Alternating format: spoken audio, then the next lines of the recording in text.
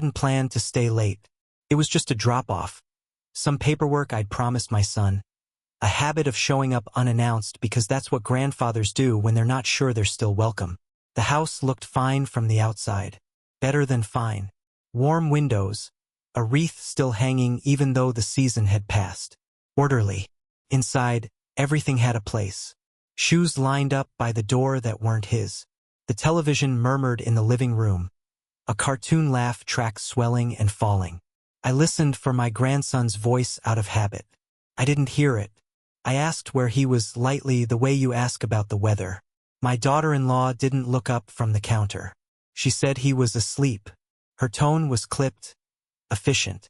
Problem solved. Something in me stalled. He didn't sleep early. He hated it. I said I wanted to say goodnight anyway. She hesitated just long enough to notice, then pointed toward the back.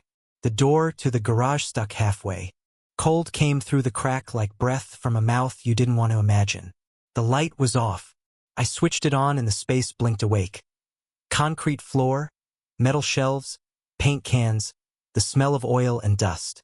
And there, between a lawn chair and a stack of storage bins, was a narrow cot with a thin blanket pulled to the chin of a small body. He was awake. His eyes tracked me as I came closer, as if movement might cost him something. His hands were tucked under his arms. The blanket didn't quite cover his feet. "Hey, buddy," I said quietly. I knelt because standing felt wrong. He swallowed.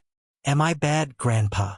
The words came out practiced, as if he'd been rehearsing them for someone else. Did I do something wrong? There are moments that don't allow for anger. This was one of them. Anger would have been loud, and loud would have made him feel responsible for it. I told him no. I told him I loved him. I tucked the blanket around his shoulders and felt how cold it was. I didn't promise anything. I didn't know yet what I could keep. Back inside, the house looked different. Not uglier, just clearer. The other kids' rooms were open. Real beds. Lamps shaped like animals. Posters carefully centered. And at the end of the hall, the door with the small hand-painted sign. Craft room. Inside, a long table, neatly arranged jars of beads and scissors, a cutting mat. A space dedicated to choosing what you liked. I didn't say anything that night. That choice surprised me. I kissed my grandson's forehead again before I left. He didn't ask me the question twice. Over the next week, I did what I'm good at. I gathered boring things. I called his school under the pretense of checking on accommodations. I asked about temperature sensitivity, about sleep disruptions. I wrote down what they said. I found the pediatrician's notes from years ago, back when my son still handed me folders because he couldn't keep track of them. I took pictures of the garage thermometer at night. Not dramatic ones, just facts. I didn't argue with my daughter-in-law. I didn't accuse. I waited. The visit happened on a Wednesday morning. A welfare check, routine, prompted by a school counselor who had done her job and passed the concern up the line. 2 people came. Clipboards. Calm voices. They asked to see where each child slept. The garage looked exactly the same in daylight, which was worse.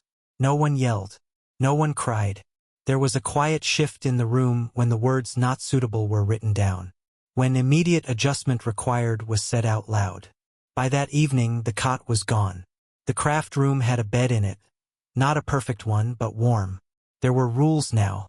Follow-ups. Paper trail. My daughter-in-law stopped meeting my eyes. My son didn't say much at all. At family dinners, conversation became careful, polite. I was thanked, distantly, for helping with the transition. Weeks later, I sat with my grandson on his new bed while he lined his toy cars along the edge, spacing them just so. The heater clicked on and off. He leaned against me without asking. "Grandpa," he said. "Yeah. I'm not bad," he said, not as a question. "No," I said. "You're not." Nothing else was fixed. The house was still what it was. The favoritism didn't evaporate. It learned to behave. But when I left that night, the garage light was off, and the door was closed. And inside the house there was one more room that belonged to a child who knew he hadn't earned the cold. I didn't feel victorious. I felt steady. And for now, that was enough.